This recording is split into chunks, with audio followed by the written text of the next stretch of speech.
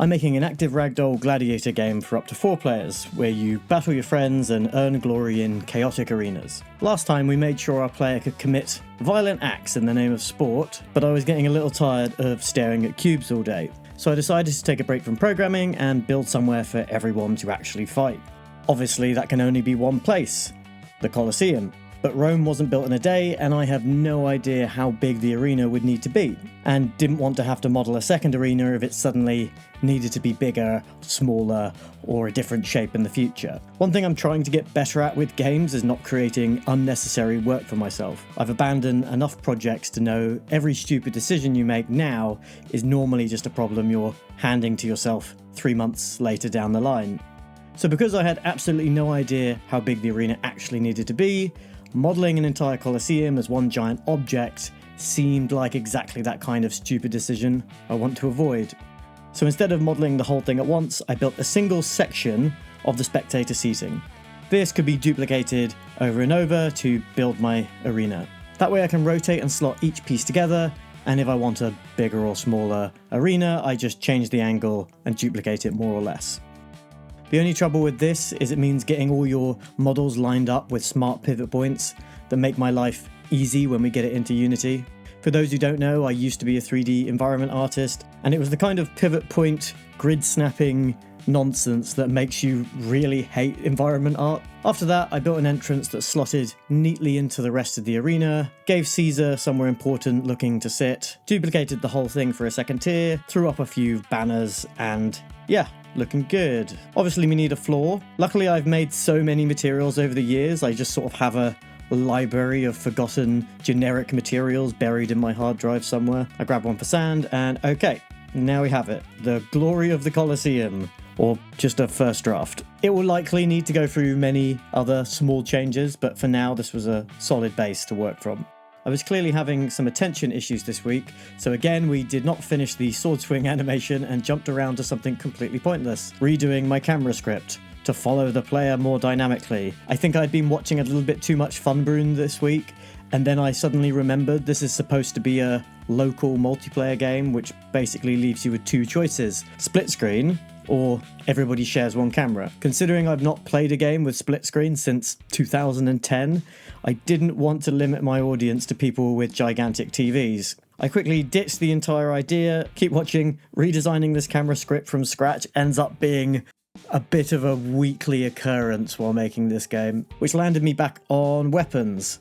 Last time we worked on a system for grabbing stuff by spawning joints on things we touch, and added a small nudge for weapons to make sure it gets to the player's hand. When the hand gets close enough, the game finds the nearest valid weapon, smoothly moves it to the correct position, and only then, once the object gets there, it creates the physical joint. This way weapons still behave like physical objects, but always end up in the right place. And since I never updated a way to visually see the changes each pose makes to the character, I just spent 2 hours stabbing in the dark and spamming play until I got something vaguely resembling a sword swing. I should really fix this. Making a single attack this way takes way too damn long for a system I designed because I was too lazy to do animations the normal way, because they take too damn long. So once again, I got busy not fixing that and decided to let Future Jack once again deal with it. Instead, we decided to add knockdown, because yeah, Ragdoll games need knockdown. We don't want someone getting smacked over the head with a sword and just shrugging it off and going about their day. This was pretty simple. Add a quick stamina bar that decreases when you are hit. Just loosen up all the joints when it hits 0. Yeah, that would have been really simple. So instead of going with that perfectly reasonable solution, I decided I wanted the force of the collision itself to decide how much damage the player takes. Rather than just subtracting stamina when somebody gets hit, I somehow convinced myself the force of the collision should calculate the damage instead. Looking back, that turned out to be a much bigger project than I expected. The problem I ran into is once you let physics decide what's a hit and what isn't, suddenly everything becomes a hit. Walking into walls, bumping into another player, falling over, or simply touching yourself becomes potentially life-threatening. The game just has absolutely no idea what is an attack and what is just 2 idiots flopping into each other.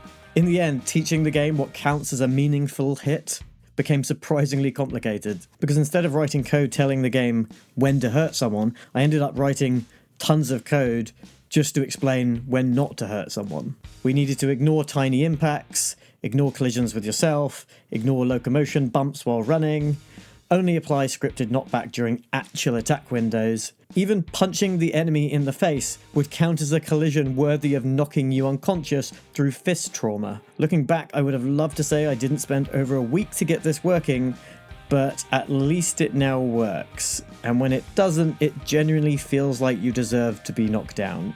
But all of this testing exposed another problem, which I like to call the slap meta.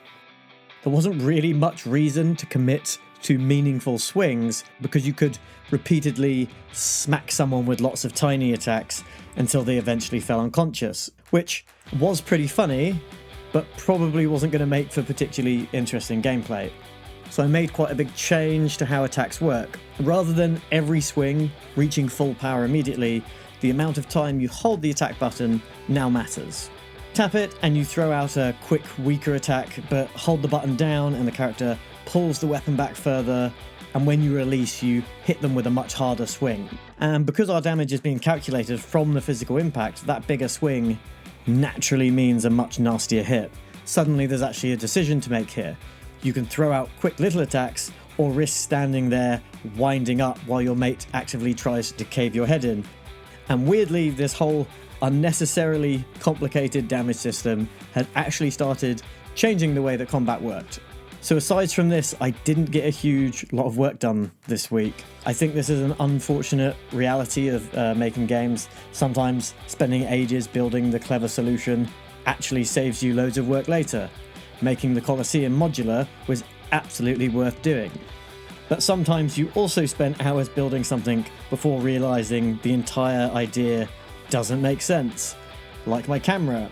And sometimes you know there's just a perfectly simple solution sitting right in front of you, and you choose to ignore it and spend over a week teaching ragdolls the difference between being stabbed and stubbing its toe. And then I spent the next week trying to convince myself it was actually worth it.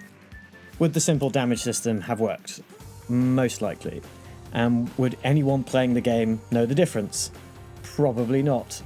I don't think anyone stood there getting hit in the head by a sword and going, wow, I really appreciate that my stamina loss was calculated from the physical impulse of that collision. They're just going to fall over and laugh. But we did accidentally get a more interesting attack system that had a few more choices to make. Next time I decided it was time to get rid of our generic floppy gladiator I created just for clean testing, and move on to replacing him with the character with a better visual style for the game. As usual, I get distracted and started adding some interesting combat mechanics, so check that out. So we'll get into that next time, and I should probably ask people to press the YouTube buttons because I've not been doing that. Cool, bye now.